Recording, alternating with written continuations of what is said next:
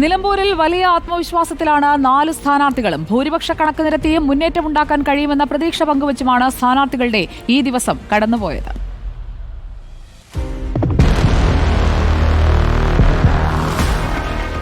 LDFന്റെ sitting seat പിടിച്ചെടുക്കാമെന്ന പ്രതീക്ഷയിലാണ് സ്ഥാനാർത്ഥി Aryadan Shoukath.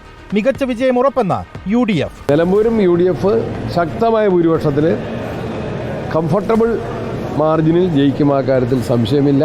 PV അൻവറിന്റെ സ്ഥാനാർത്ഥിത്വത്തോടെ പ്രവചനാതീതമായ തെരഞ്ഞെടുപ്പിൽ ഫലത്തിൽ ഉദ്വേഗമില്ലെന്ന LDF സ്ഥാനാർത്ഥി M സ്വരാജ്. എണ്ണി കഴിഞ്ഞിട്ട് പറയാം, നാളെ പറയാം. നാളെ വോട്ടെണ്ണി കഴിഞ്ഞ ശേഷം പ്രതികരിക്കാം. ഒരു ഉദ്വേഗവുമില്ല. വിജയത്തിൽ കുറഞ്ഞതൊന്നും പ്രതീക്ഷിക്കുന്നില്ല സ്വതന്ത്ര സ്ഥാനാർത്ഥി PV അൻവർ. പുതിയ അവസാന മണിക്കൂറൊന്നുമില്ല, നമുക്ക് തുടക്കം മുതൽ 1 മണിക്കൂറേ ഉള്ളൂ. ആ മണിക്കൂറിൽ തന്നെ ജനങ്ങളിലെ വിശ്വാസം, ആ വിശ്വാസത്തിൽ തന്നെയാണ് ഇപ്പോഴും നിൽക്കുന്നത്. ആ ഒരു പിന്തുണ വോട്ടായി മാറും എന്ന് തന്നെയാണ് കണക്കാക്കുന്നത്. നില മെച്ചപ്പെടുത്തുമെന്ന NDA സ്ഥാനാർത്ഥി അഡ്വക്കേറ്റ് മോഹൻ ജോർജ്. BJP മുന്നേറ്റം നടത്തും, അതിനകത്ത് യാതൊരു സംശയവുമില്ല. ഇനിയിപ്പോൾ നോക്കിയോ, ഇതൊരു ബേസാണ്. അടുത്ത തവണ BJP വളരെയേറെ മുന്നേറ്റം നടത്തും. പ്രതീക്ഷകൾക്കപ്പുറം ആരെയായിരിക്കും നിലമ്പൂർ തുണയ്ക്കുക? റിപ്പോർട്ടർ, നിലമ്പൂർ.